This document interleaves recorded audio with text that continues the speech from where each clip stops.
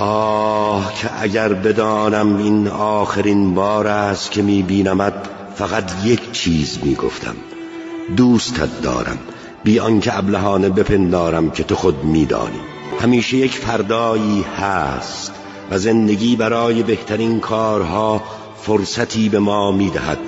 اما اگر اشتباه کنم و امروز همان چیزی باشد که از عمر برای ما مانده، فقط میخواهم به تو یک چیز بگویم: دوستت دارم، تا هیچگاه از یاد نبری.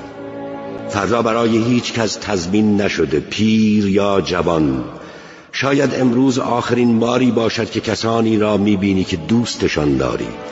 پس زمان از کف مده، عمل کن همین امروز.